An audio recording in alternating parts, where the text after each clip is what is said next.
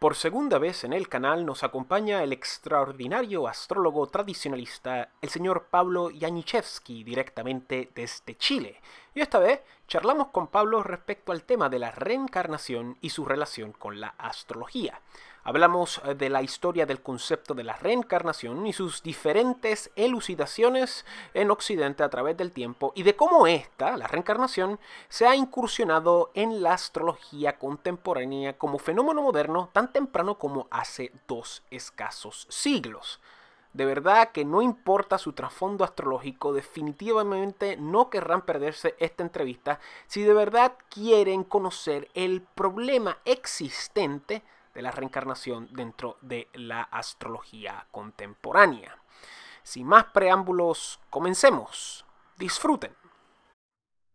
Hola, hola, aquí Fernando Raúl con otro video para Fernando Raúl Astrology. Hoy tenemos una entrevista muy especial, por segunda vez en el canal nos acompaña el astrólogo tradicionalista y psicoterapeuta directamente desde Chile, el señor Pablo Janiszewski. Caballero, bienvenido de nuevo, ¿cómo estás? Un gustazo estar de vuelta. Genial, genial, de verdad, le agradezco mucho, te agradezco mucho que estés aquí. El último video fue muy bueno y creo que tenemos bastante tela para cortar para hacer más videos. Y hoy vamos a hablar de un tema que predomina en la astrología, ¿verdad? Es el tema de la famosa reencarnación. Y estoy haciendo este video para las personas allá afuera, porque generalmente cuando uno tiene una práctica astrológica, hay clientes, no todos, pero hay muchos clientes que vienen a uno con una preocupación, con un deseo, muchas veces en diferentes grados, de conocer más acerca de ese ámbito de las vidas pasadas, ¿verdad? Que muchas veces es un ámbito que, digamos la verdad, no se conoce tanto, es un tema que se puede ver de diferentes perspectivas, desde diferentes, no solamente perspectivas filosóficas, sino perspectivas técnicas. Y te traje hoy para hablar del tema de la reencarnación y la astrología y de cómo ese tema de la reencarnación se ha ido desarrollando a través de la historia hasta el día de hoy.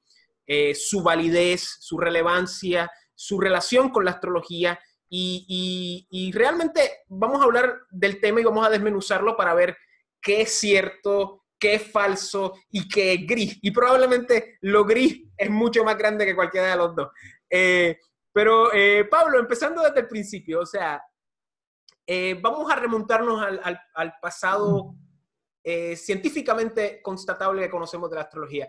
En el mundo helenístico, ¿la reencarnación existía o cuál era el ciclo del alma después de morir? Porque tenemos obviamente el mundo del Hades, ¿verdad? Que eventualmente sería el infierno cristiano, ¿verdad?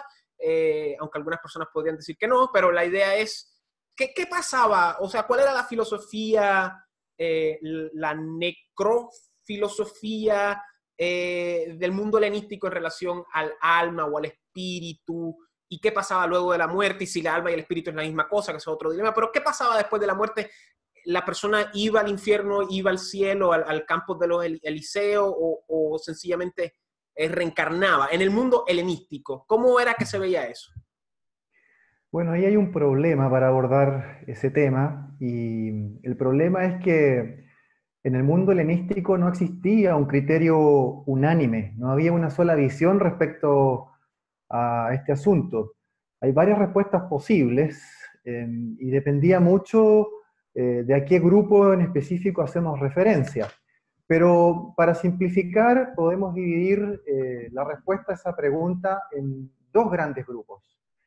Estaba el grupo mayoritario, que pertenecía a la llamada religión homérica, que es la religión pagana, griega, que todos conocimos en algún momento al estudiar historia sobre Grecia antigua, donde estaba el panteón olímpico y una serie de otros dioses, de héroes, de semidioses, de espíritus menores. Y dentro de esa visión religiosa, que era, como decía, la más común, la mayoritaria, normalmente el alma de los muertos pasaba directamente al Hades, al inframundo, a los infiernos, que tenía varios niveles, ¿sí? Pero era finalmente el reino de Plutón, el reino de este dios de Hades, y en ese mundo los ancestros llevaban una existencia más o menos penosa, porque era un mundo siempre oscuro, era un mundo como de cavidades subterráneas, no era un mundo muy agradable. De hecho, hay algunas imágenes entre los mitos de los antiguos griegos que muestran que incluso estas almas eran algo así como vampiros, algunas bebían sangre, hay una cosa bien macabra para concebir el mundo de los muertos. Y esa visión está, digamos, centrada en la perpetuidad del más allá. Había, por supuesto, una comunicación con los ancestros, un culto a ellos, pero no existía esa concepción de la posibilidad de volver a la vida, de reencarnar. Eso era el grupo, digamos, mayoritario.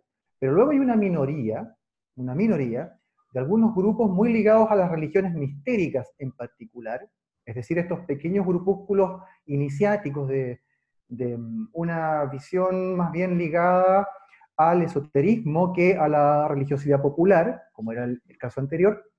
Y en esos grupos sí que existe efectivamente una idea de reencarnación. Ahora, los académicos no se ponen mucho de acuerdo, porque existe la teoría de que esa idea de reencarnación en el mundo griego, que insisto era minoritaria, llegó o se insertó desde el exterior del mundo griego, particularmente desde Tracia. Tracia es una zona que está al norte de la actual Grecia, corresponde a lo que hoy día sería Macedonia. Macedonia.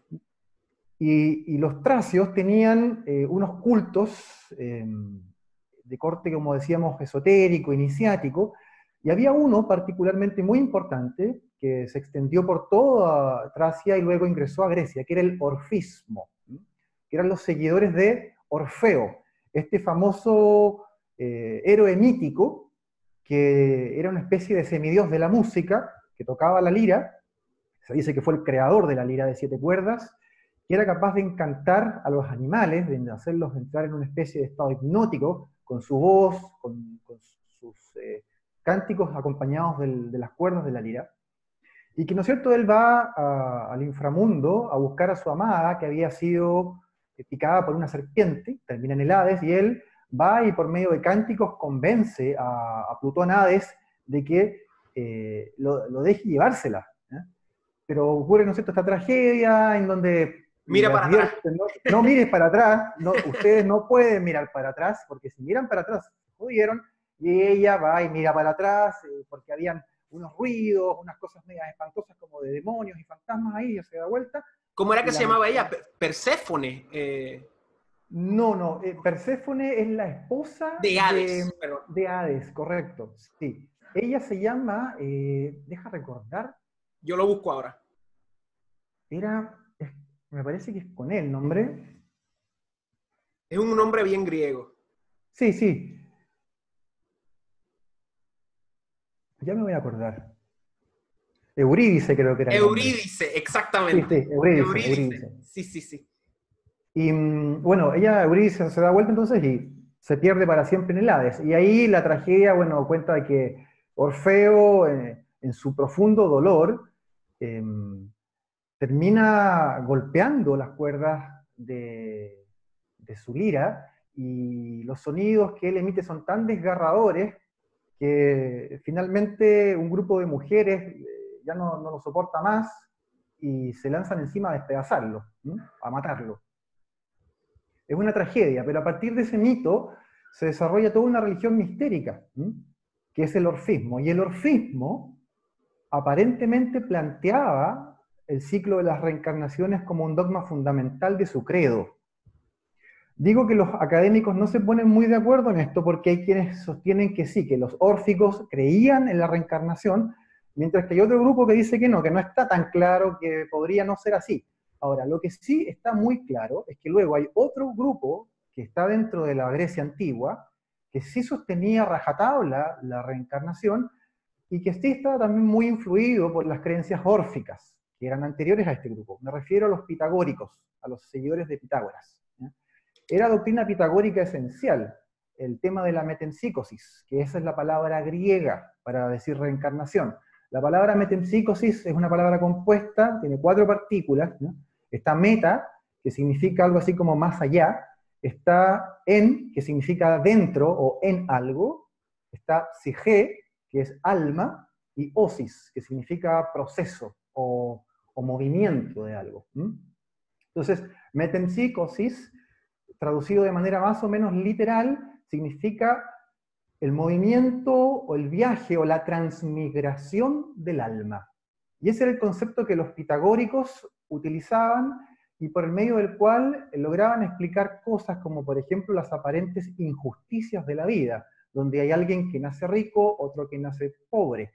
Hay alguien que nace con un cuerpo fuerte y saludable y otro que nace enfermo. Y así, tantas condiciones que parecen injustas. Y lo mismo ocurre, digamos, con la teoría del karma y la reencarnación en el mundo de la India, de las religiones de la India. Entiéndase, hinduismo, budismo, jainismo. Entonces, bueno, estos grupos en el mundo helenístico eran pequeños, eran grupos iniciáticos, y ellos sí sostenían la doctrina de la reencarnación. En el mundo helenístico tardío, estamos hablando después del siglo segundo de nuestra era en adelante, aparece también un tercer grupo, que es el de los filósofos herméticos, estos que redactaron los 18 tratados del Corpus Hermeticum, y ellos también sostienen la doctrina de la reencarnación. Es más, te quisiera hacer referencia a citas textuales para poder, digamos, dar cuenta de esto desde fuentes originales. Claro que sí. Vamos a partir, de hecho, me gustaría tomar, a ver, si me permites, una cita de Platón. Claro que sí. Porque Platón, como buen seguidor de las doctrinas pitagóricas, cosa que se refleja mucho en el Timeo, también sostenía la reencarnación, influido entonces tanto por Pitágoras como por los órficos. Y los pitagóricos tenían mucha influencia egipcia, si no me equivoco, ¿verdad? Sí, efectivamente, bueno, Pitágoras se dice que estuvo 20 años estudiando en Egipto. Y claro, de Egipto también se habla que existía una doctrina de transmigración del alma o de reencarnación. De hecho, ahora que lo mencionas, voy a saltarme un poquito a Platón antes de ir a él, y voy a citar a Heródoto, ¿ya? El famoso Heródoto. Este historiador dice lo siguiente: dicen los egipcios que quienes imperan en el mundo subterráneo son Demeter y Dioniso. También fueron los egipcios los primeros en enunciar esa doctrina de que el alma del hombre es inmortal y que a la muerte del cuerpo penetra en otro ser que se torna cada vez vivo. Una vez que ha recorrido todos los seres terrenales, marinos y alados, vuelve a entrar en el cuerpo de un hombre que está a punto de nacer y cumple este ciclo por 3000 años. Hay algunos griegos, unos antes, otros después, que siguieron esta teoría como si fuera suya propia, cuyos nombres yo no escribo, aunque los conozco. Aparentemente, Heródoto está haciendo aquí referencia a algunos de sus contemporáneos que creían en la reencarnación, él parece que no mucho, y desiste en nombrarlos. Probablemente se haya referido incluso al mismo Pitágoras, es muy probable. O a Empédocles, que era otro filósofo presocrático que también sostenía la reencarnación. Recordemos que Empédocles es este que también formula la doctrina de que toda la naturaleza está compuesta por los 4 elementos, cosa que luego hereda la alquimia, la astrología, ¿no es cierto? Y que de la distinta composición y las fuerzas de atracción y de repulsión entre los 4 elementos se genera el cosmos. Bueno, él también sostenía, Empédocles, digo, la doctrina de la transmigración del alma, junto aparentemente con los egipcios, de quienes ellos también habían aprendido. Ahora, en Platón en concreto nos encontramos referencias a la reencarnación o metempsicosis en varios de sus diálogos. Hay referencias a ello en el Fedón, en el Menón, en el Fedro, que sobre todo en el Fedro donde más se desarrolla esa doctrina, y algunas referencias también dentro de la República. Voy a hacer ahora una pequeña cita, a ver si la encuentro por acá, de Platón, que está tomada justamente del Fedro, que dice así: tal es el precepto de Adrastea, que cualquier alma que por haber pertenecido al séquito de lo divino haya vislumbrado algo de lo verdadero, estará libre de padecimiento hasta el próximo giro, y que siempre que pueda hacer lo mismo seguirá estando libre de daño. Pero cuando por su incapacidad para seguirlo no lo haya visto, y por cualquier azar se apesante al llenarse de olvido y maldad, al apesantarse, perderá sus alas y caerá a tierra. Entonces la norma dice que tal alma no se injerte en ninguna naturaleza animal en la primera generación, sino que sea la que más ha visto la que se engendre en la simiente de un varón que llegará a ser filósofo, amante de la belleza o de las musas y del amor. En la segunda oportunidad, en la de un rey legítimo o un guerrero o un gobernante.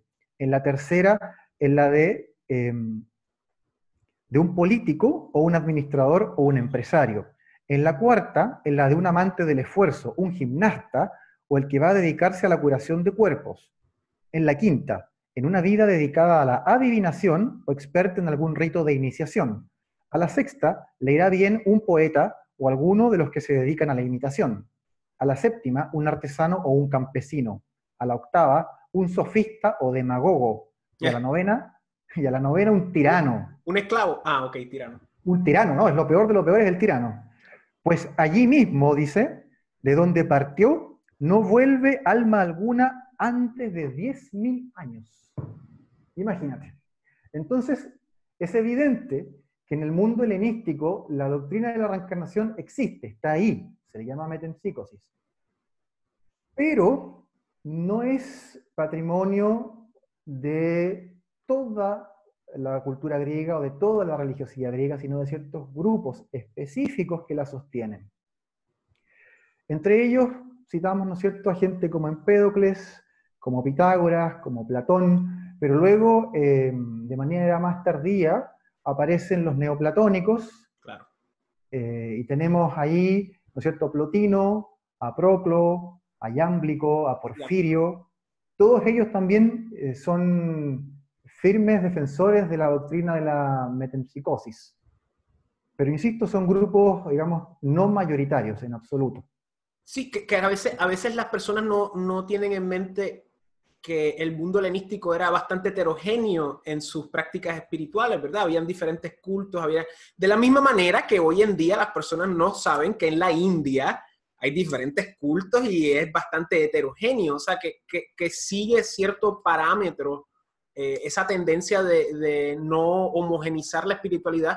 Quizás homogenizarla ha sido un proceso, no quiero decir moderno, pero quizás las grandes religiones que nosotros conocemos como hoy en día quizás tenían más un contexto político y social más que meramente un culto espiritual netamente, o sea, que era como una combinación de elementos jupiterianos con elementos más solares y marcianos que meramente elementos jupiterianos solos de espiritualidad. No sé si estoy en lo correcto, porque luego de esta cronología que estamos hablando es que empieza la cristiandad como un culto judío que se esparce por todo el Mediterráneo y vamos a retomarlo desde ahí. Me imagino que después de los neoplatónicos entramos ya en los primeros siglos de la era cristiana, específicamente siglos 5, 6, 7 y 8, que es cuando el cristianismo está empezando realmente a tomar más fuerza.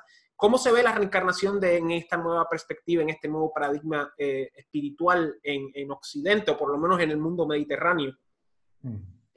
Ahí la cosa se vuelve un poco más oscura, porque de nuevo existen un montón de grupos, sobre todo en los primeros 3 siglos de la cristiandad, y no hay unanimidad de criterios, otra vez. Existen varias sectas gnósticas en el cristianismo primitivo que, haciéndose eco de las doctrinas platónicas y neoplatónicas, también sostienen la reencarnación como uno de sus principios fundamentales dentro de la fe. Y a través de la reencarnación se explican muchos fenómenos, como eso que decíamos de las aparentes injusticias desde el nacimiento, pero también la reencarnación permite hacer énfasis tanto en el mundo pagano griego como en estas sectas gnósticas cristianas, sobre un dogma fundamental, que es la inmortalidad del alma, que es capaz de transmigrar de cuerpo en cuerpo más allá de la muerte y del nacimiento, es decir, el alma es distinta al cuerpo y es inmortal, pero también en el gnosticismo primitivo está la idea de que la reencarnación es una forma de mantener al alma atrapada dentro de cuerpos físicos, y siendo este mundo físico creación del demiurgo que ellos ven como una entidad negativa, al que llamaban Yaldabaoth. Claro. Esa es la secta gnóstica, que algunos dicen que es el dios, que es el dios que respalda pues la cristiandad, ¿verdad? Que esa es la gran lucha que nosotros, pues, que estamos en estas cosas espirituales, nos damos a... Que conocemos, ¿verdad? Que hay una lucha eterna en Occidente entre estos dos bandos grandes, especialmente lo que es la iglesia y lo que es, pues, la gnosis y otros grupos. Pero, perdón, disculpe. Bueno, los mismos gnósticos también se están haciendo eco de esta doctrina aparentemente órfica y luego repetida por Platón, de que el cuerpo es una tumba o una cárcel para el alma. Y la reencarnación en este sentido no tiene entonces nada de positivo. Y aquí hay una gran diferencia con las concepciones modernas de la reencarnación, porque para el pensamiento antiguo, la reencarnación no es nada, digamos, nada de qué alegrarse, Claro, nada, estamos por nada que, todo lo contrario, representa la constante tiranía de la materia sobre el alma y un proceso constante también de encarcelamiento del alma dentro de cuerpos de naturaleza animal densa que someten a esa alma a una serie de sufrimientos, de necesidades físicas propias de la naturaleza animal del cuerpo, y a lo que aspiraban los antiguos iniciados en estos cultos como el orfismo, como el pitagorismo, era que por medio del desarrollo de la virtud, de la purificación del alma y del uso de ciertos ritos secretos, se pudiese entonces crear una especie de afinidad o de fuerte lazo entre el alma humana y las regiones superiores de lo divino, para que con la muerte de ese cuerpo físico se produjera finalmente la liberación completa y final de esa alma, a fin de no volver a entrar al ciclo de la metempsicosis. Eso dista mucho de esta noción moderna que quiere ver en la reencarnación un proceso evolutivo. Siempre hablan de una evolución de vida en vida. Me estoy adelantando un poco porque me imagino que ya vamos a llegar para allá un poco a las concepciones modernistas de la reencarnación.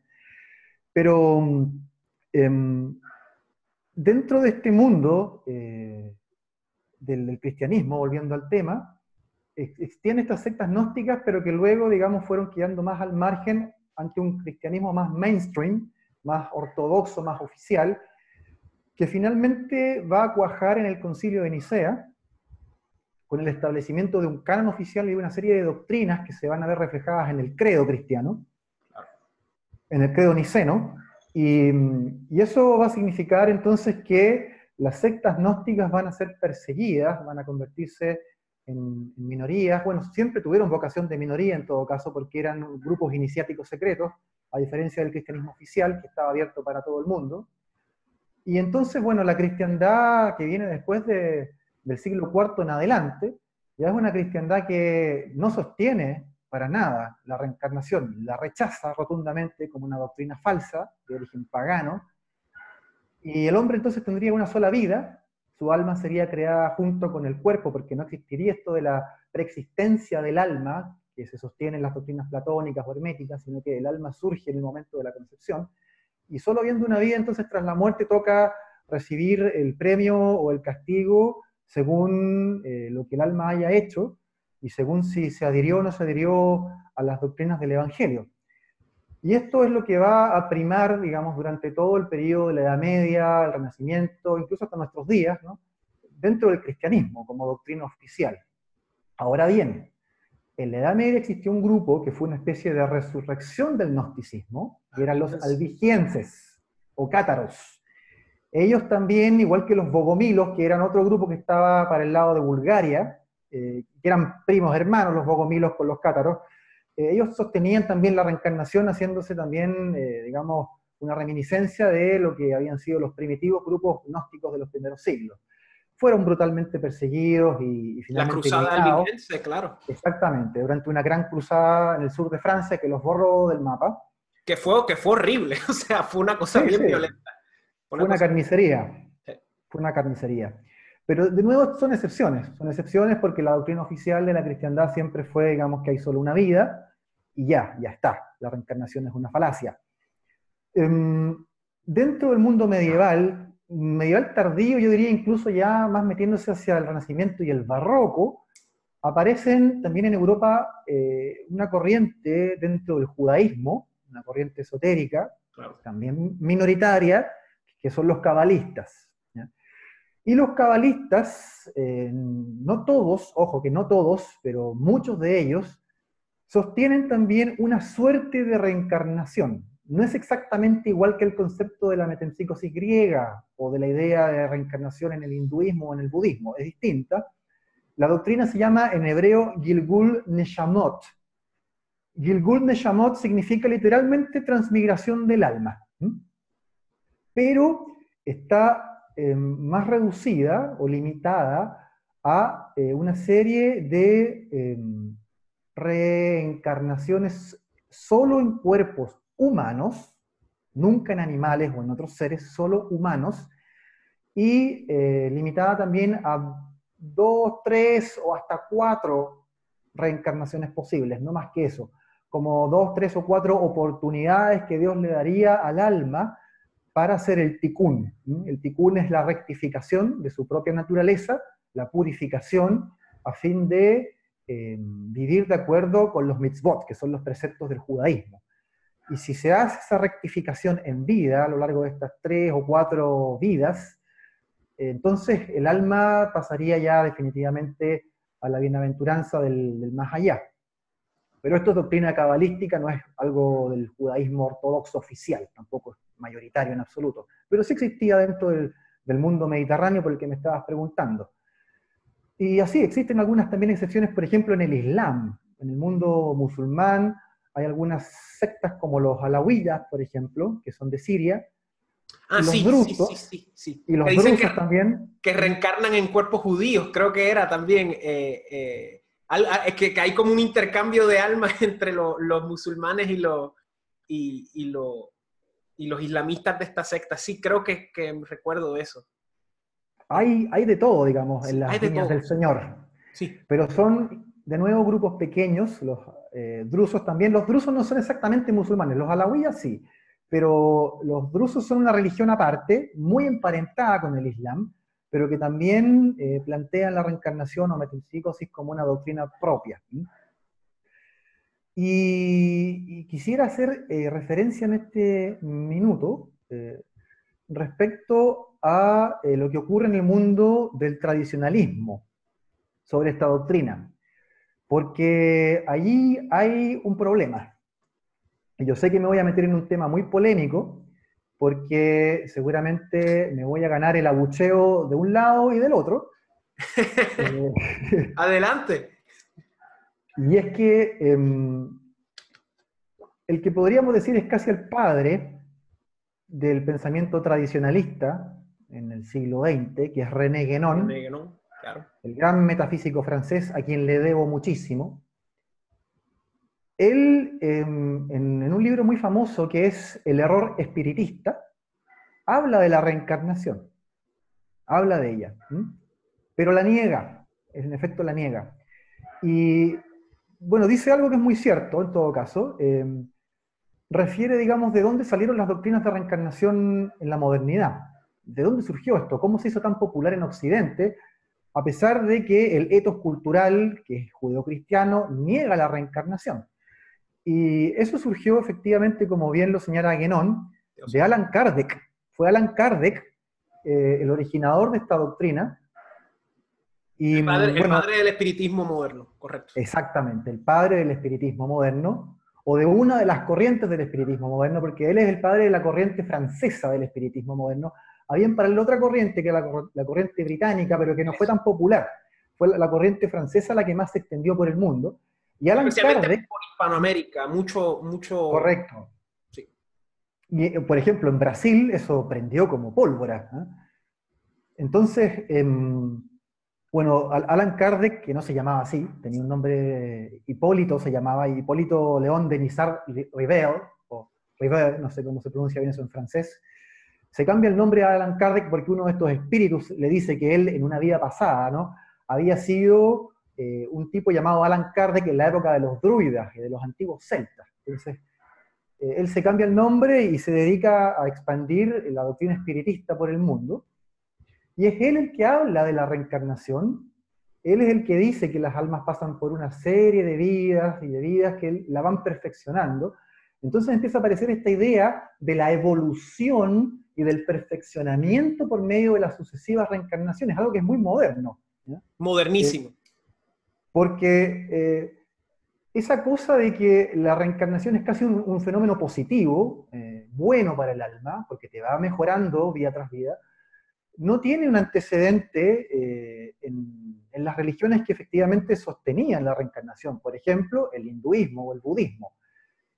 Si pensamos en el pensamiento hindú, que es, digamos, de donde la doctrina de la reencarnación y el karma está más evidentemente expuesta, igual que en el budismo, no nos encontramos con que la reencarnación sea algo que te haga mejorar. Más bien, la rueda del samsara lo que hace es atraparte eternamente en un sinfín de repeticiones de la misma y la misma situación, que es nacer, crecer, consumir, envejecer, enfermar y morir. Y luego otra vez, es como repetir constantemente de curso en la escuela, ¿no? Y no graduarse jamás. Entonces hay un círculo eterno que no te conduce a ninguna parte. No hay ahí una línea recta que te hace ascender en un proceso evolutivo, de desarrollo interno. Eso se lo inventa Alan Kardec y luego Elena Petrovna Blavatsky, con la creación de la doctrina teosófica, con la sociedad teosófica, también va a promover mucho esta idea de que las reencarnaciones, en el fondo, van generando este proceso de desenvolvimiento del alma y de progresivo desarrollo.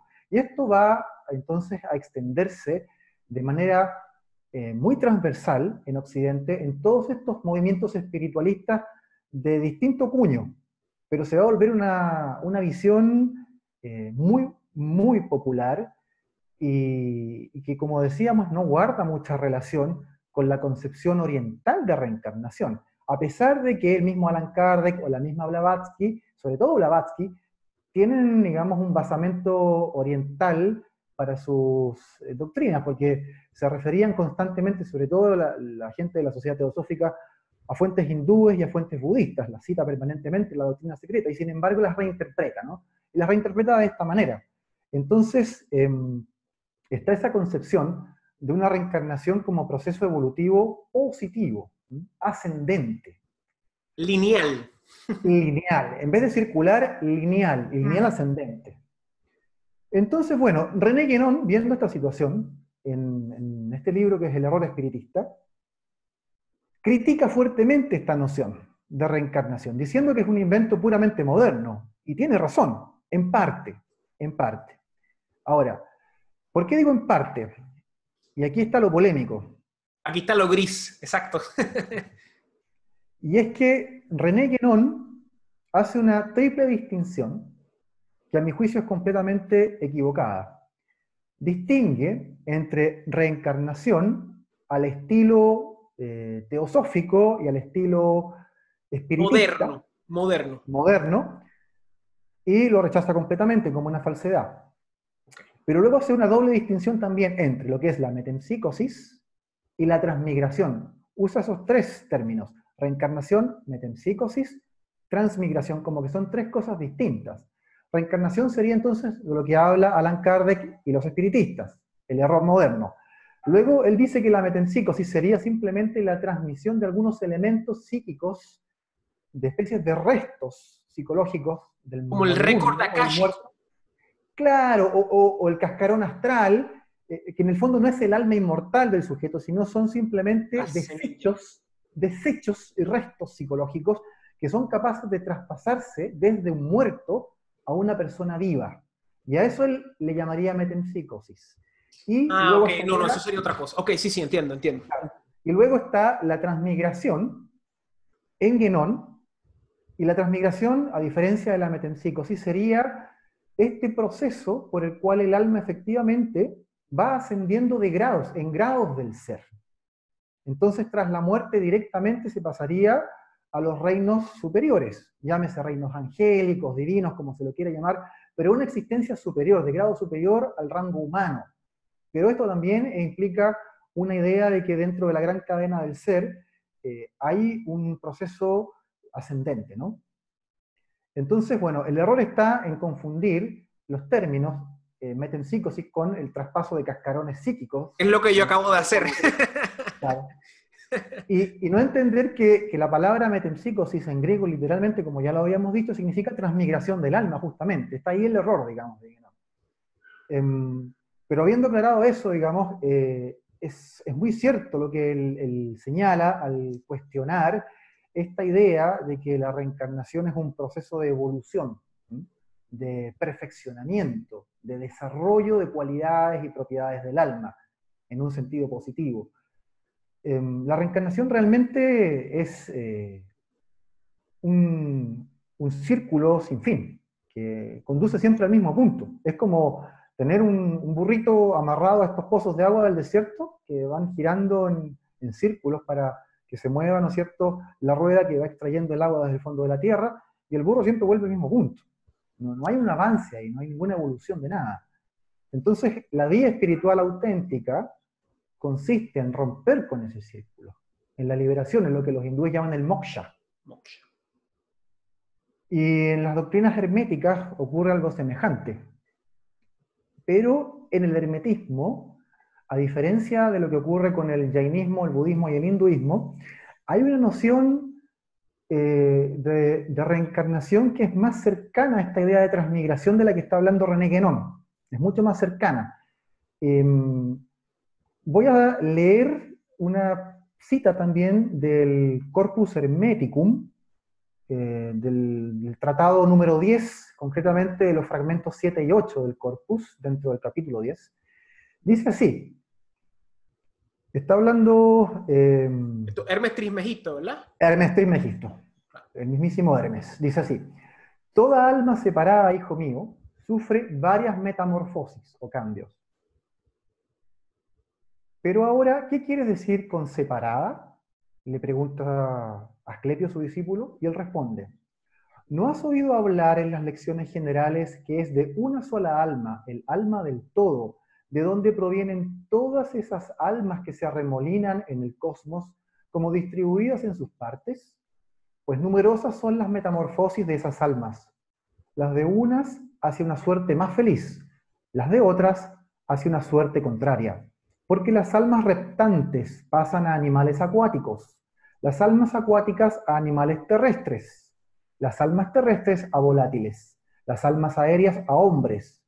Por último, las almas humanas hacen su entrada en la inmortalidad convirtiéndose en espíritus, y después, en ese estado, pasan al coro de los dioses, habiendo dos coros de dioses, el de los astros errantes y el de las estrellas fijas. Y tal es precisamente la gloria del alma. Sin embargo, si el alma que ha entrado en un cuerpo de hombre permanece en el vicio, no gusta en absoluto de la inmortalidad, no tiene parte alguna en el bien, sino que, volviendo atrás, recorre a la inversa el camino que ha seguido, el cual conduce hasta los reptiles. Tal es la condena del alma viciosa. Continúa Hermes. Ahora bien, el vicio del alma es la ignorancia. En efecto, cuando un alma no ha adquirido ningún conocimiento de los seres ni de su naturaleza, ni del bien, sino que está por completo ciega, sufre las violentas sacudidas de las pasiones corporales. Entonces la desventurada, por haberse ignorado a sí misma, se convierte en esclava de cuerpos monstruosos y malvados, lleva el cuerpo como una carga, no gobierna, es gobernada. Esto es el vicio del alma. En esa cita podemos leer algo que no concibe. De hecho, los teósofos y seguidores de Blavatsky tampoco, ni Allan Kardec tampoco, pero que sí las religiones orientales lo tienen presente, la posibilidad de que el ciclo vaya hacia atrás, ¿no? Y de que un hombre malvado reencarne en cuerpos de animales, aves, mamíferos, reptiles, Claro. y entonces retroceda y tenga que hacer el largo y penoso esfuerzo de volver a recuperar el intelecto y la condición humana. Y eso Entonces, está en el como Bhagavad Gita, exacto. también está en el Bhagavad En el Gita, por Bhagavad Gita, supuesto. que habla de que si los hombres asumen conductas tamásicas, que muchas veces se refiere a la ignorancia, pues pueden reencarnar como, van para atrás, reencarnan como Exactamente. animales, cuadrúpedos o cualquier otro tipo de animal. Exacto. Y bajo esa posibilidad de retroceder, se nos va muy lejos la posibilidad de que la reencarnación sea un proceso evolutivo, ascendente, de desarrollo, ¿no? Es más bien un círculo, y un círculo que hay que romper. Y para eso está entonces la ascesis y la disciplina espiritual. Y una pregunta, Pablo, ¿dónde entra el concepto del cielo católico aquí? ¿Eso sería el trascender? ¿Eso sería romper el ciclo de la reencarnación desde una perspectiva tradicionalista católica, cristiana? Depende, si tú lo enfocas desde el punto de vista platónico y hermético, la vida en los cielos sería recuperar la condición divina y por lo tanto ser como un Dios. Y ser Sería como un Dios, la octava esfera y la primia móvil. exactamente, exactamente, de ahí hacia arriba, de la octava esfera hacia arriba, o incluso más arriba por sobre las estrellas fijas. Como decía Hermes, hay dos coros de dioses, ¿no? Y uno de ellos es justamente el de las estrellas fijas, por el otro es el de los astros errantes, o O sea, planetas, lo mismo. de Urano, Neptuno y el Kuiper Belt. Es un chiste, es un chiste. Y Pero se puede ver así, entonces. en las doctrinas herméticas sí, claro. La vida celeste y supraceleste sería ya el fin de la reencarnación. No ocurre así, por ejemplo, con las doctrinas budistas. El budismo dice que hay 6 estados posibles para reencarnar. Uno de esos estados es el estado como un deva, como un dios. En eso se distinguen del hinduismo. Y ese estado, que te permite vivir durante miles y miles de kalpas, infinitos, infinitos millones de años, tarde o temprano ese estado divino acaba, o acabaría, y entonces vuelves a reencarnar nuevamente en lo más bajo de la escala, probablemente como un fantasma, porque ellos tienen ese estado, el fantasma al preta, el fantasma hambriento, o como un animal, o como un demonio incluso, que son los 3 estados más inferiores, y los 3 superiores serían el de humano, el de asura o semidios, y el de deva o dios. Pero todos ellos estarían sujetos al círculo de la reencarnación dentro del samsara. Eso es noción budista. No ocurre así en, como decíamos, las doctrinas platónicas, en las doctrinas herméticas o en la misma doctrina pitagórica. Ahí hay una diferencia. Y esas otras doctrinas se parecen, entiendo, tú me podrás corregir si no es así, más a la noción hindú que a la noción budista, ¿no? Porque el budismo, digamos, a diferencia del hinduismo, lo que hace es irse contra los dioses, se va contra los devas, ¿no? No los considera seres sublimes y superiores realmente plenamente realizados y de conciencia absoluta, ¿no? Para ellos, Vishnu o Shiva son simplemente seres que viven por millones y millones de años, pero que tarde o temprano caen. Eso, digamos, para el hinduismo es una aberración. Pero hay una de las grandes diferencias entre estas dos religiones. Pero sí, desde el punto de vista hermético y neoplatónico, podríamos decir que la vida celeste y supraceleste es el fin del ciclo del renacimiento, de las reencarnaciones. Y el infierno sería precisamente lo que estábamos citando de Hermes Trismegisto, la idea de irse por el camino de la ignorancia y caer, involucionar. Y vemos ahí hasta cierto punto cómo la filosofía perenne, la sofía perenne, se va expresando en diferentes culturas, en diferentes momentos, y más o menos todo el mundo llega más o menos a la misma conclusión con diferentes perspectivas, ¿verdad? Con diferentes acentos por aquí y por allá, pero es la idea de que estamos en un proceso de trascender hasta cierto punto a través de esta idea de que estamos conectados a una gran cadena de cera, a una gran escala o escalera trascendental donde podemos subir, podemos bajar, todo depende de nuestras acciones y de nuestras maneras de vivir.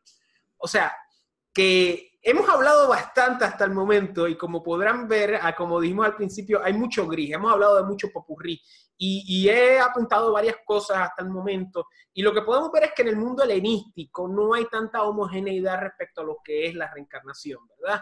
Hay diferentes sectas que la avalan y hay diferentes filosofías o ideologías espirituales que no necesariamente la avalan o que la avalan a medias y más o menos vemos esa misma tendencia según lo que has descrito muy bien, en mi opinión, en el mundo cristiano, ¿verdad? De cómo ciertas sectas se mantienen al margen y el cristianismo se vuelve más status quo, el concilio de Nicea, cielo e infierno, cruzada albingense, y vemos que está la lucha constante que todavía existe entre los grupos más pues, católicos y los grupos más subversivos que se van a expresar en otro momento a través de otras subversiones. Y vemos que hoy en día en la modernidad también está esa idea, o sea que estamos viendo que siempre ha habido un tira y jala entre perspectivas de reencarnación y perspectivas más de trascender y que de la misma manera tanto las perspectivas de reencarnación como del trascender se ven desde diferentes puntos de vista. Pero estamos llegando al nicho donde queremos llegar y es básicamente de cómo se ve la reencarnación en la astrología moderna como un proceso de evolución, ¿verdad? De cómo los procesos modernos, los conceptos modernos del progreso, los conceptos modernos de la evolución se transmigran y pasan al mundo de la reencarnación y de la interpretación neoespiritual moderna de lo que es ese fenómeno a través de los tal llamados procesos de reencarnación evolutiva, ¿verdad? Y volviendo a diferentes cosas, porque dijiste tantas cosas que me trajeron tantas ideas, yo a veces les explico a los clientes que la reencarnación es básicamente como el símbolo de reciclaje.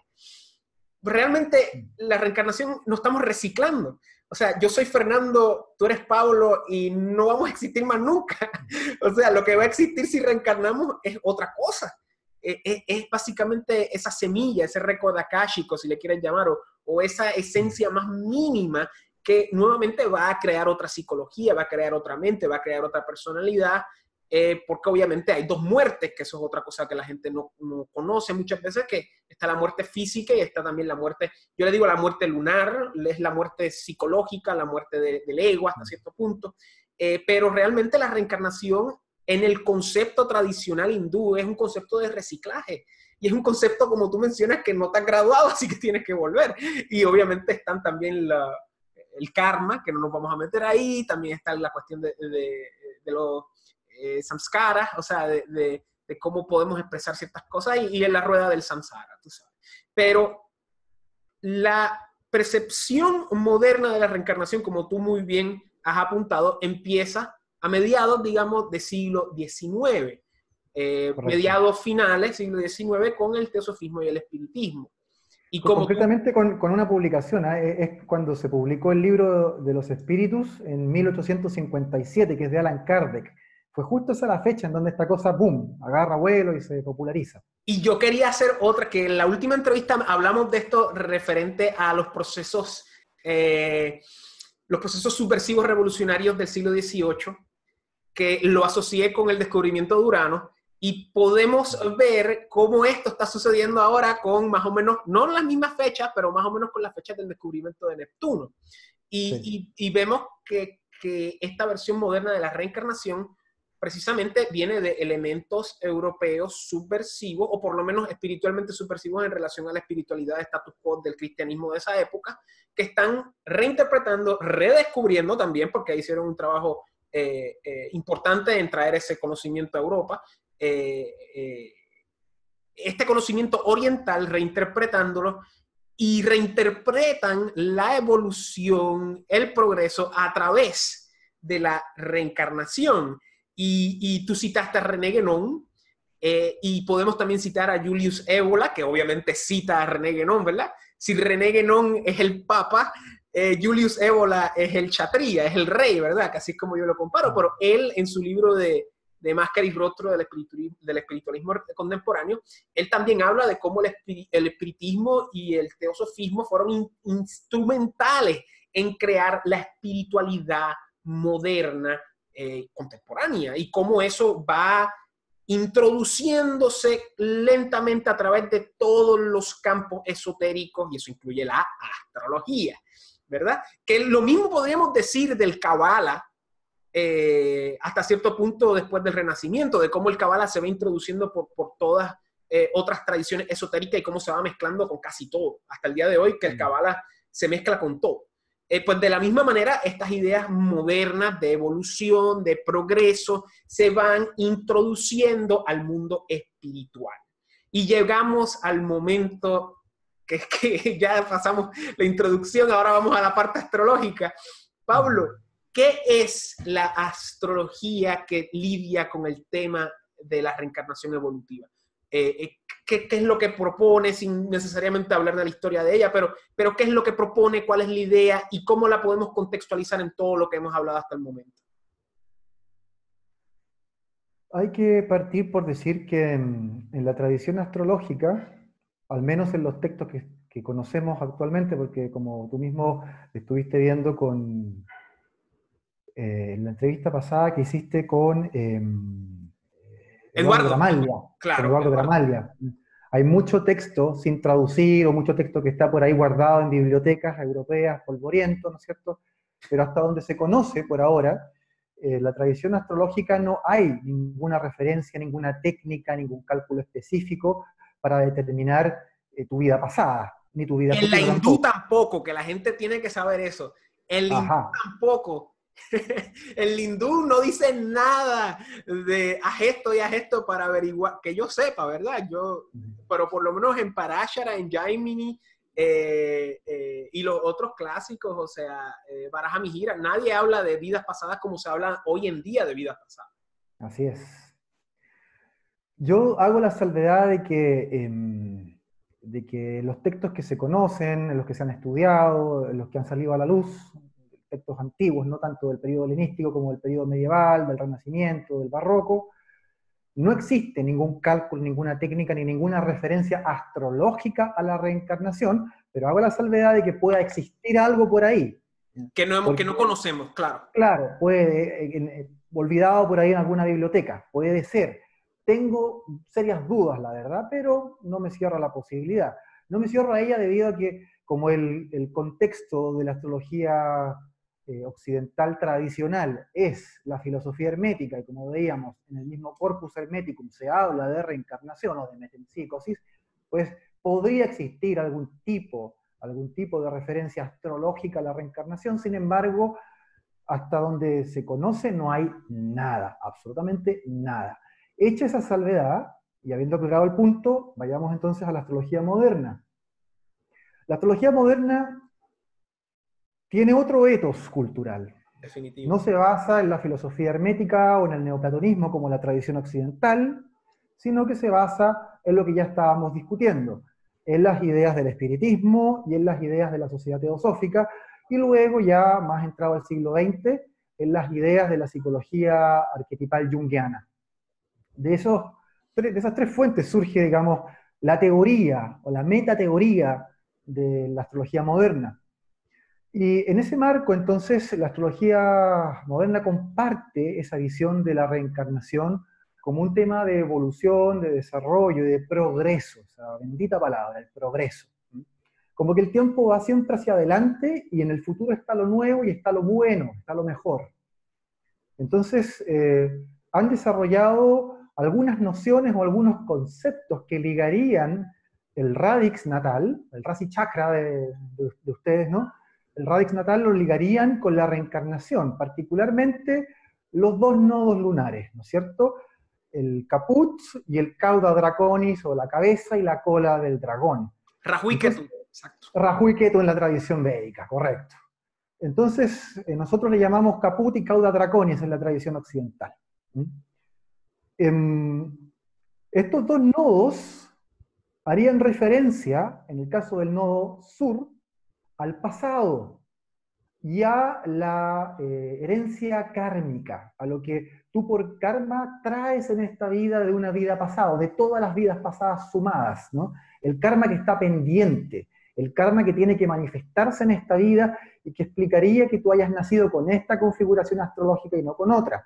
Entonces, de acuerdo a la posición, de acuerdo al signo de este nodo sur, se harían una serie de interpretaciones y de especulaciones, diríamos en realidad, respecto a cuál es tu karma y qué condiciones tuviste en tu vida pasada.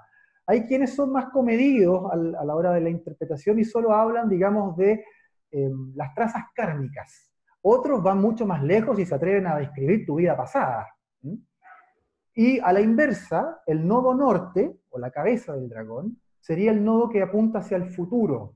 Es decir, el que nos indicaría por posición, por signo, por aspectos también, hacia dónde sería el proceso evolutivo o el camino que debe desarrollar el alma para completar su misión en esta vida.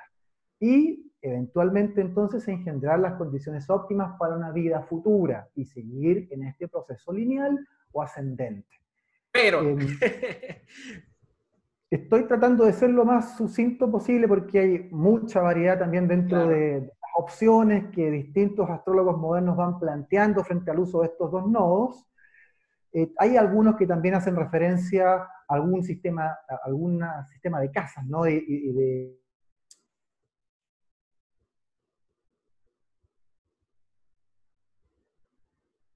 Pablo,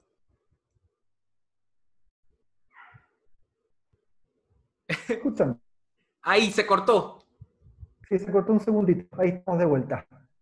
Yo te escucho, ¿sí? ¿Me escuchas? Sí, ¿Todo sí, sí, bien? sí, todo bien. Estamos bien, ahí volvimos. Estabas hablando de Volvimos. que hay gente que hace referencia a sistemas de casas también. Ahí nos quedamos. Sí, a casas puntuales también. O hay cosas aún más raras. Mira, deja contarte algo que dentro de todo este mundo de la reencarnación y la astrología moderna es lo más bizarro, lo más extraño que yo haya encontrado hasta el momento. En 1982 se hizo un congreso de astrología. No voy a decir más dónde ni quiénes fueron, para no entrar en tanta polémica, pero en ese congreso se presentó una ponencia a cargo de dos personas, dos astrólogos, modernos por supuesto, y la ponencia planteaba una nueva técnica, ¿ya? Una nueva técnica respecto a astrología y reencarnación. ¿En qué consistía? Revolucionaria, seguramente. O sea, estremeció todo. Revolucionaria. Es tremendo esto, ¿eh? Si ya parece raro el uso de los nodos respecto a la reencarnación, imagínate esto. Plantean que para poder saber qué fuiste en tu vida pasada, en astrología, tú tienes que hacer una hipnosis regresiva, una regresión hipnótica con el consultante, hacerlo volver por regresión hipnótica a su vida pasada, y entonces por medio de esa memoria ya hipnótica recuperar el día, el lugar y la hora de nacimiento de la vida anterior, porque supuestamente bajo hipnosis regresiva eres capaz de recordar incluso la hora de tu nacimiento anterior, y entonces con esos datos tú levantas la carta natal de la vida anterior y haces la interpretación. Imagínate, y lo estaban trabajando así. Es Y, para no creerlo. y ahora que estamos entrando en temas pues, de regresión hipnótica y de cuestiones espiritistas hasta cierto punto, la gente tiene que tener en mente que los antiguos conocían del espiritismo y no lo veían como algo así magnánime como se ve hoy en día, y eso de eso habla precisamente Julius Evola en su obra que cité anteriormente.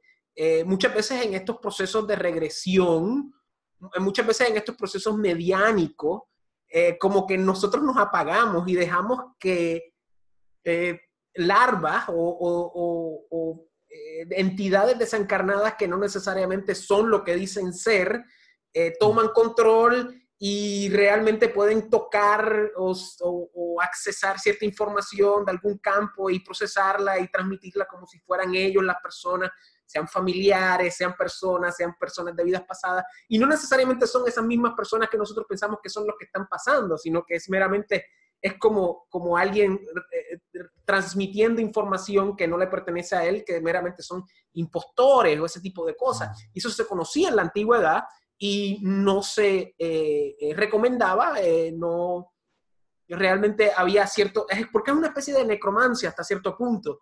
No Sí. necesariamente como otras prácticas lo hacen de otras maneras, especialmente las africanas, que son las que yo más o menos estoy familiarizado, no soy experto, pero estoy familiarizado con ellas. Pero en el espiritismo y en las regresiones hipnóticas pasan un montón de cosas que no necesariamente son tan válidas como queremos saber.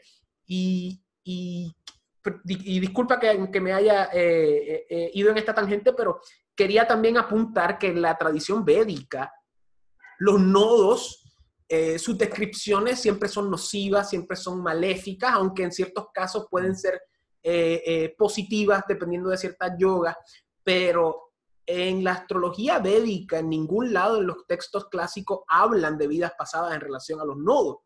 Y realmente el uso de los nodos en la astrología védica como significantes de vidas pasadas y vidas futuras parte en gran medida de la influencia moderna de los Así nodos es. que hizo una emigración a la tradición védica.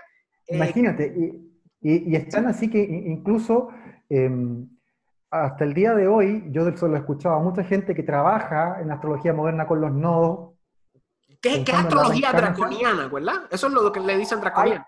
Hay draconianas, sí, los draconianos usan mucho esto, pero también la llamada astrología kármica, esa es otra corriente que también los utiliza de esa manera, ¿no? Ligado a la reencarnación.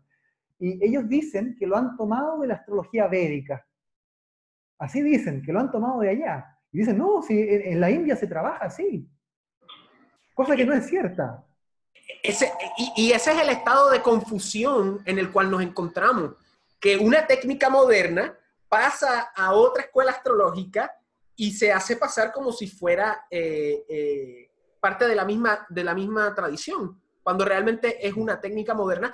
Claro, en la astrología védica existe el concepto de vidas pasadas, eso sin duda alguna, pero la idea de que estar en relación a los nodos, eso básicamente es una técnica moderna que muchos astrólogos, que todos los astrólogos utilizan, de que yo la utilizo a veces para contestar preguntas, pero realmente no me voy en una tangente de decirle cosas,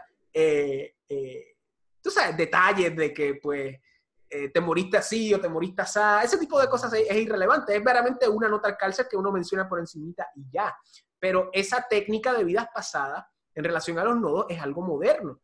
Y en la tradición védica los nodos son maléficos. Los eclipses son maléficos, los eclipses son... Y entonces cuando uno ve los textos helenísticos respecto a los nodos, nadie dice nada de reencarnación, lo que hablan es que son momentos maléficos en relación a los eclipses, o que son momentos maléficos cuando están en conjunción con la luna, aunque hay algunas tradiciones que dicen que si la luna está con el nodo es un momento propicio para hacer cierto tipo de talismán, pero más allá de eso, nadie habla de que Rahu es la vida futura y que tú es la vida pasada. Más bien son áreas que podríamos analizar psicológicamente en relación a de dónde venimos y hacia dónde vamos. Pero de ahí a brincar a que eras un gran sacerdote que le gustaba beber vino y jugaba crochet, o sea, y cuando entra el tema del espiritismo y de las regresiones, pues estamos ya entrando en ámbitos que realmente representan, y aquí es que llegamos a la esencia de la entrevista, que realmente esta perspectiva estamos echando para atrás, como la cita de Hermes Trismegisto, que estamos bajando la escalera y no necesariamente subiéndola. No sé si quieres añadir algo más a esto. Sí, quisiera añadir un par de notas. Uno respecto a cómo es que se monta esto, de dónde salió, cómo es que se fue generando. Esta idea de que hay puntos de una carta natal que nos pueden hablar de la reencarnación y de las vidas pasadas.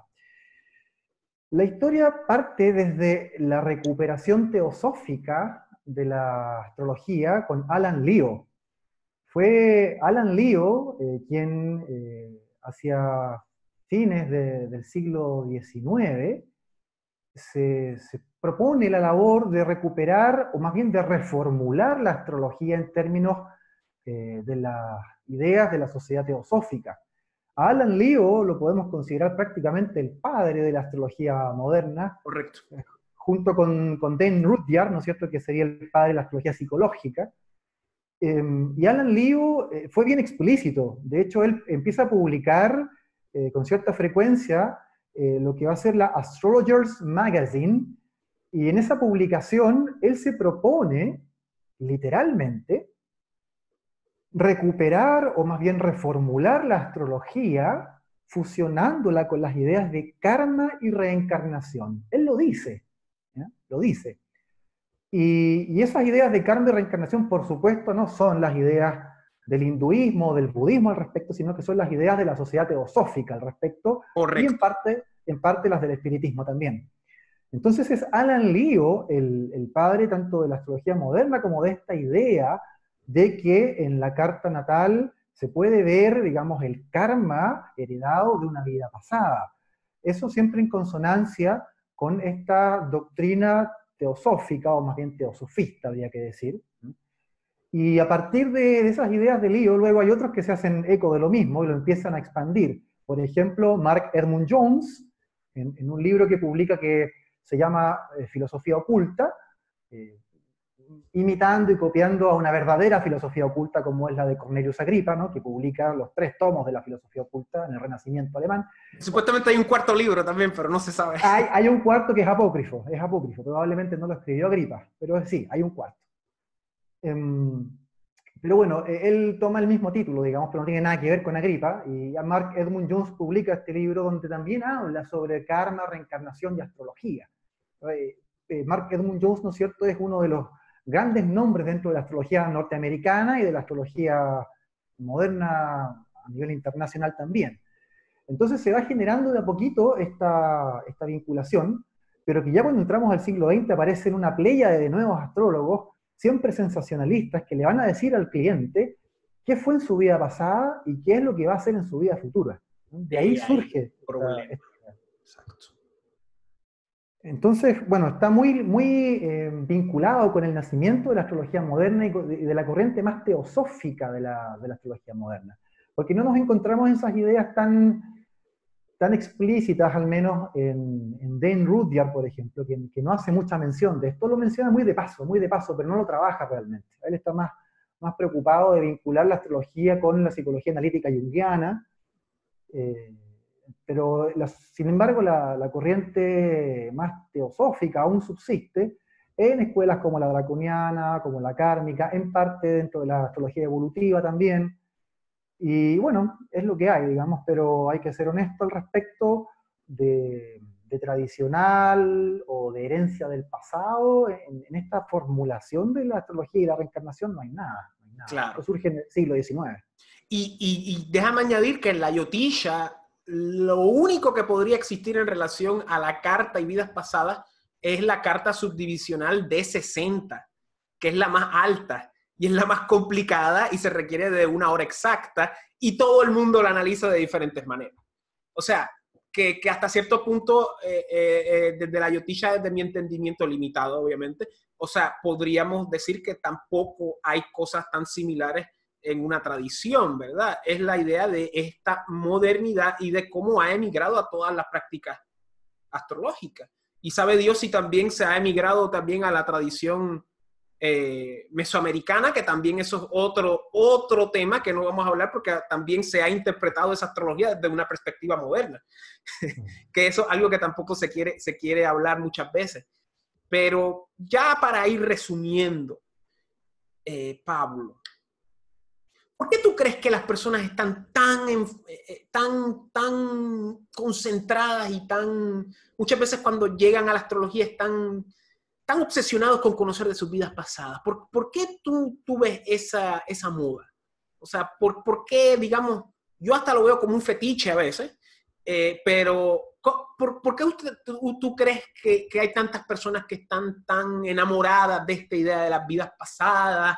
¿Y por qué es esto? ¿Y por qué existe eso hoy en día en la modernidad? Una de las características de la era moderna es la onfaloscopia, es decir, el estar constantemente mirándose el ombligo. El hombre moderno, sí, el hombre moderno es un hombre que está obsesionado consigo mismo. Y esto ocurrió porque si hay algo que determinó el pensamiento moderno durante el siglo XX, fue la psicología. Es decir, la preocupación por el interior del individuo. Entonces, en ese marco cultural, donde hay un individualismo y una obsesión con el yo muy marcada, el tema de las vidas pasadas es parte de ese mismo narcisismo del hombre moderno que está constantemente contemplando su reflejo en las aguas de la ilusión, del Maya, y quiere saber más y más acerca de sí mismo. Ojalá le digan que en la vida pasada fue Julio César o Cleopatra. Eso sucede muy a menudo. Sí, lamentablemente. Porque es una muy buena manera de ganarte al consultante, de asegurarte que vuelva, que siga invirtiendo en esto, porque en el fondo tú le estás adulando, le estás haciendo un masaje al ego, estás inflando su narcisismo, y estas características tan egocéntricas son muy propias de la modernidad y del hombre contemporáneo, que está sumido en ese individualismo, en este antropocentrismo exacerbado y que dista mucho de esa visión trascendente en donde el hombre buscaba disolverse en lo divino, donde buscaba anular el yo, y que en eso consiste una verdadera espiritualidad y una verdadera mística, ¿no? En anular el yo, en ir más allá de las barreras, de los límites yoicos y psicológicos. Pero no, el hombre moderno está mucho más interesado en escuchar cosas sobre sí mismo, sea sobre su carácter, su estructura de personalidad, ¿no es cierto?, en la astrología más psicológica, o en la misma psicoterapia que yo trabajo, ¿no?, como psicólogo clínico, aunque la trabajo desde un punto de vista clínico, de ahí no adulamos al paciente para nada, todo lo contrario, le damos palos. Palo, palo narcótico. Perdón, palos farmacológicos, para ponerlo mejor. No, los psiquiatras hacen eso. Los médicos psiquiatras dan Psiquiatra clínico, fármacos. ¿no? Ah, bueno, en Chile no, no pueden recetar. No, el psicólogo no. El psicólogo no receta Ah, ok. fármacos. Ok, o sea que no es Lo psicólogo hace el clínico. psiquiatra. Ok. Acá los No, psicólogos clínicos pueden recetar. mira, qué curioso, no tenía idea. Si eres clínico, si no eres clínico no puedes. Sí, no, yo soy psicólogo clínico, pero en Chile no se puede, no se puede. Ah, Solamente el psiquiatra. claro. Y bueno, reciben eso, ¿no? Reciben ese feedback constante sobre sí mismos, pero también el tema de saber qué fui yo en la vida pasada es algo que también me permite a mí tener una sensación yoica importante, sobre todo si me dicen que fui algo positivo o me dan alguna explicación más o menos fantasiosa sobre por qué soy yo así ahora. Eso también me deja tranquilo. Está, digamos, dentro de las posibilidades. eh, yo no lo hago y no lo voy a hacer nunca. No me parece serio, pero bueno, es parte de la libertad quien quiera recurrir a ese tipo de recursos, de estrategias, sea para tener más clientela o bien el mismo consultante que necesita escuchar esas cosas, pero tiene que saber, digamos, que hay una total desconexión entre esa manera de abordar una carta natal y la forma en que se ha hecho astrología durante siglos, donde esas cosas no existían. Y, y si vamos a hablar de espiritualidad en serio, tenemos que pensar en trascender el yo, no en quedarnos pegados en hablar constantemente sobre él, en tratar de explicar el yo psicológico desde las vidas pasadas o desde la infancia, desde los traumas, desde lo que sea. Ahí te vas a quedar encerrado en una caja muy pequeña y que de espiritualidad no tiene nada. Te encierras en el mundo de lo psíquico y si la astrología se va a reducir simplemente a eso, bueno, la verdad es que pierde su componente metafísico. Y no sé qué tanta ayuda puede prestarle al hombre una astrología que no le da posibilidad de verdadera trascendencia. Ese es, digamos mi principal crítica al uso y al abuso del tema de la reencarnación en astrología, como de tantas otras ideas y conceptos que muchas veces se malinterpretan desde la tradición, desde la sabiduría perenne, pero que una vez empaquetados en este plástico de la modernidad se transforman en cualquier cosa. Y para los que no entiendan esta dicotomía entre lo que es la modernidad y la tradición, yo les recomiendo que vean la primera charla que hice con Pablo, donde realmente abordamos el tema. Para cerrar, Pablo, conclusión. Obviamente hay un problema grande con la reencarnación en la astrología.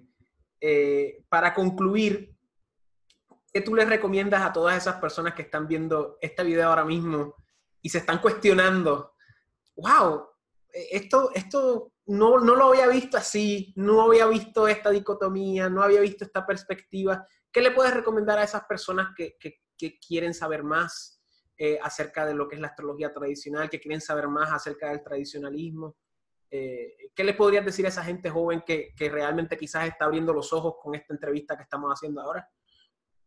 Como defiendo mucho la tradición de Occidente, yo le pediría o le recomendaría a esas personas que, si están interesados en particular en la reencarnación, se lean el Fedro de Platón, que es donde mejor se expone esta doctrina, con una belleza, con una pluma inigualable, como es la de Platón, y que también se lea los 18 tratados del Corpus Hermeticum, porque ahí está la teoría de fondo respecto a la reencarnación con la que se trabaja en la astrología del Occidente. Sí. Cosa distinta es que, digamos, no se trabaja en términos técnicos, ¿eh? Que no se hable de eso, porque un radix natal nos habla de esta vida, nos habla de lo que ha de ocurrir en este momento y en adelante, pero dentro del marco de este cuerpo, de esta encarnación. Pero pueden recurrir a esas fuentes, a las fuentes tradicionales, y pienso que también como orientación, habría que decirles a esas personas que mucho más importante que la vida pasada es la vida presente. Amén, Porque amén, es amén, aquí, amén, amén. es aquí donde se la están jugando, es aquí y ahora donde se la están jugando respecto a lo que va a ser la suerte de su alma. Es aquí y ahora, en esta vida, donde tenemos que trabajar, no en la pasada ni en la futura, es en esta, donde tenemos que trabajar para poder liberarnos de la prisión que significa la metempsicosis de estar eternamente repitiendo de curso. ¿Quién puede querer estar para siempre en primero básico? No, queremos pasar de curso, queremos salir de esto, ¿no? Amén. Entonces, hay que trabajar ahora, no antes, no después, en esta vida. Eso es lo importante. Pero a quien le interese el tema puede, como digo, leerse el Fedro o puede ir al Corpus Hermeticum, particularmente al libro número 10, que ahí se habla mucho de esto. Pablo, muchísimas gracias por estar aquí conmigo otra vez. De verdad, obviamente me gustaría que volvieras porque hay tantos temas que me gustaría discutir contigo porque tienes una claridad, tienes un verbo excelente para tratar estos temas tan importantes para personas que están interesados en conocer más allá de la superficialidad moderna que existe en la astrología. Pablo, para las personas allá afuera que quieran contactarte, ¿dónde te pueden contactar? ¿Dónde te pueden escribir? ¿Dónde se pueden poner en contacto contigo para cualquier consulta o para cualquier pregunta que tengan?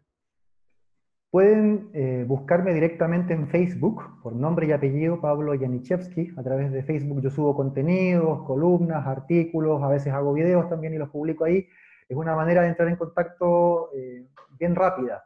Y la otra es buscar mis datos, tanto de email, pero sobre todo de WhatsApp, que es la vía más eficiente, visitando mi sitio web, que es www.astrologiatradicional.com, y ahí en la sección de contacto están todos mis datos, incluyendo también Facebook, y email, como decía, y WhatsApp. Así que por esas vías me pueden ubicar fácilmente. Muchas gracias, Pablo Janiszewski. Excelente y de verdad, muchas gracias y nos vemos en la próxima, de verdad. Yo encantadísimo. Adiós, maestro. Cuídese.